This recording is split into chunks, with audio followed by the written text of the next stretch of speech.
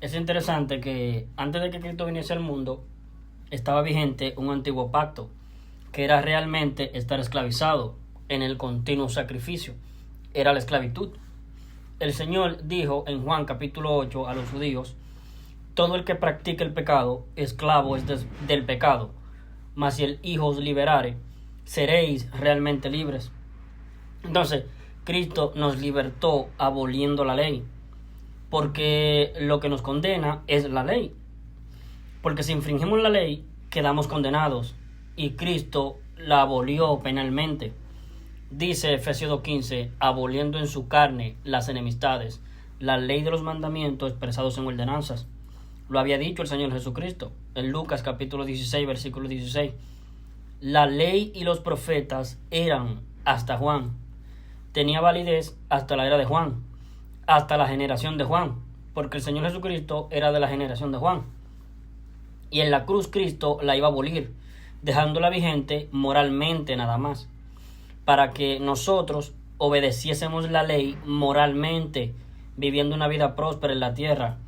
Si yo no obedezco la ley, si peco, voy a sufrir en la tierra, voy a tener un mal vivir.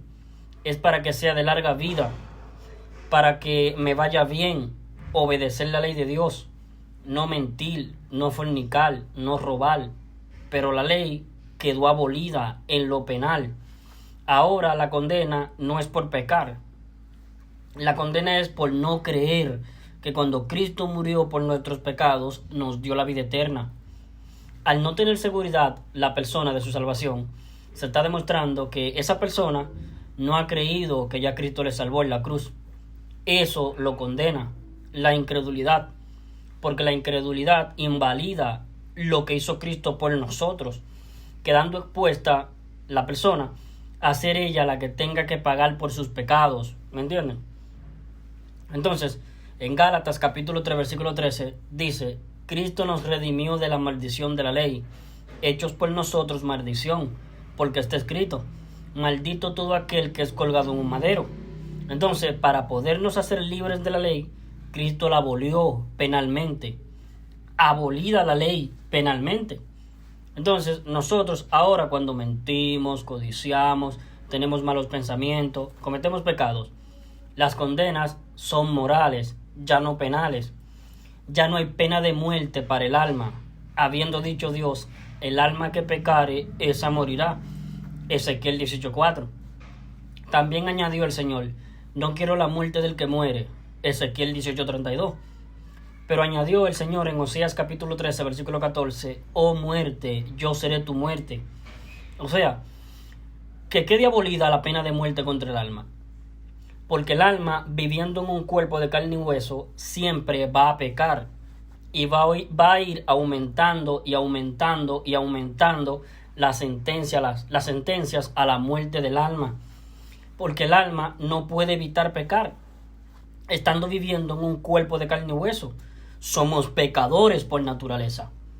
Entonces, lo que prometió el Señor fue: oh muerte, yo seré tu muerte.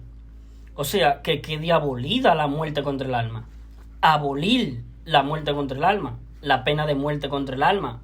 Abolida. Entonces, cuando yo peco ahora, si yo caigo en fornicación, si yo miento, robo, cometo pecado, no seré librado de las terribles consecuencias de carácter moral, las tremendas condenas morales que me van a venir en esta vida terrenal por andar pecando. De eso no seré librado. Ahí está la ley de la siembra y la cosecha, de Gálatas 6, versículos 7 y 8. Pero la condena penal, o sea, la muerte de mi alma, ir al infierno, esperar en tormento el juicio ante el gran trono blanco y ser lanzado al lago de fuego, eso ya nunca más aplica para mí cuando yo cometo pecado, porque Cristo en la cruz abolió la muerte contra el alma. La pena de muerte contra el alma quedó abolida, cumpliendo la promesa que nos hizo en Oseas 13:14, cuando Cristo dice: oh muerte, yo seré tu muerte. Abolida la pena de muerte contra el alma. Ahora la condena por pecar es moral. La gente va al infierno, al juicio ante el gran trono blanco y al lago de fuego por no creer que el pecado se condena con la muerte del alma, y que para evitarnos a nosotros la condena, Cristo murió. la muerte que tenía que padecer nuestra alma.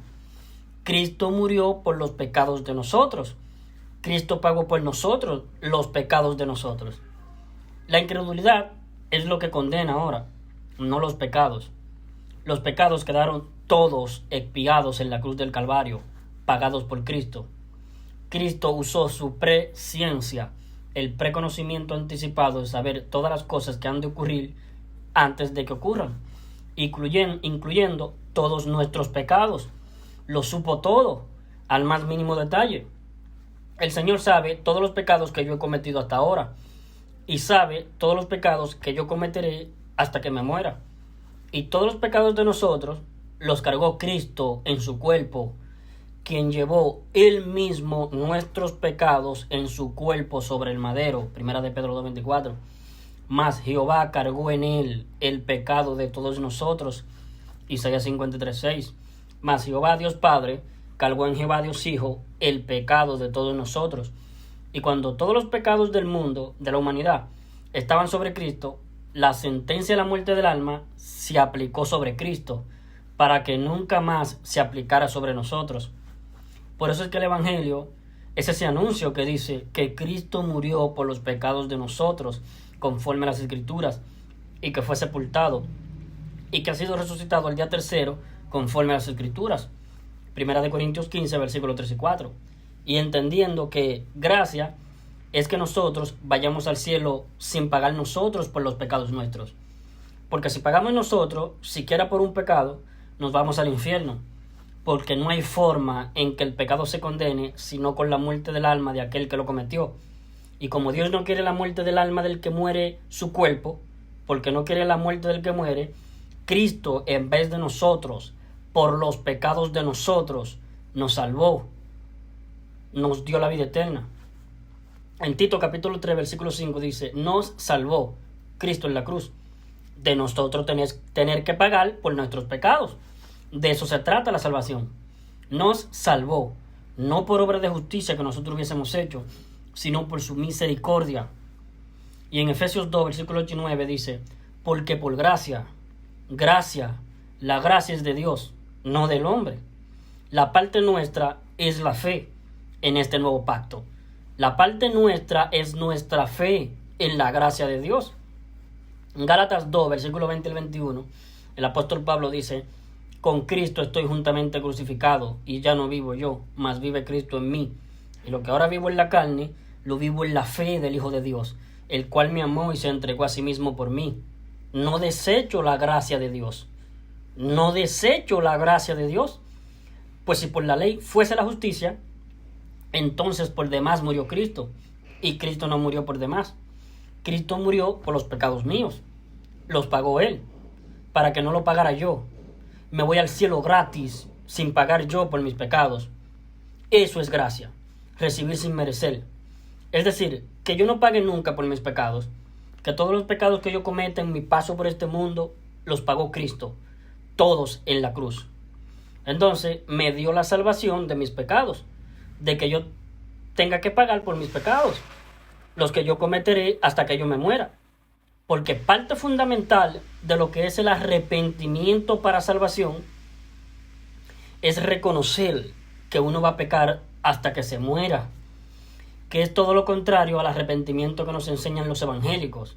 Los evangélicos dicen, para que tú seas salvo, arrepiéntate de todos tus pecados. No, para que tú seas salvo, reconoce que vas a pecar hasta que te mueras, y que por cada pecado cometido, tu alma queda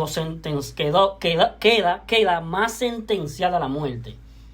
Y que a partir de que tú pecaste y quedaste con tu alma sentenciada a la muerte, de ahí en adelante, ya no importa si ya no pecas nunca más, como si pudieras no pecar nunca más. Entonces, el arrepentimiento le ayuda al ser humano a renunciar a sus obras en cuanto a la salvación de su alma. Porque cuando uno se arrepiente, se da cuenta que está destituido completamente de la gloria de Dios, que no hay nada que el hombre le pueda ofrecer a Dios a partir de haber pecado y haber quedado el alma sentenciada a la muerte. No hay nada que el hombre le pueda ofrecer a Dios a cambio de que su alma deje de estar sentenciada a la muerte. Entonces, el arrepentimiento es una ayuda fundamental para el hombre, para que el hombre pueda solamente creer en la cruz del Calvario como el único medio válido de salvación. No mis obras, nunca, nunca mis obras, nunca mis obediencias, nunca, nunca. Solamente lo que Cristo hizo por mí en la cruz. Entonces, como estaba diciendo en Efesios capítulo 2, versículo 19, dice: porque por gracia habéis sido salvados mediante la fe de nosotros los seres humanos. Eso es lo que Dios pide al hombre. Le pide fe, fe en la gracia de Dios. Entonces, porque por gracia habéis sido salvados mediante la fe de nosotros en la gracia de Dios. La parte de Dios es su gracia, la parte nuestra es la fe. En un pacto, nunca un pacto es unilateral, como lo postulan los calvinistas, donde Dios hace todo y el resto no hace nada. No. ¿Eso no sería un pacto? No, porque eso no sería un pacto. Un pacto no funciona así. Un pacto al menos es de a dos. En este nuevo pacto, Dios pone su gracia enviando a su Hijo Jesucristo como don, el don que Dios dio para beneficio de nosotros, el don de Dios, pone su gracia enviando a su Hijo a morir en la cruz del Calvario por nuestros pecados. Y la parte nuestra es que creamos que a través de este sacrificio hemos sido salvados. La gracia de Dios y la fe del hombre. Porque por gracia habéis sido salvados mediante la fe.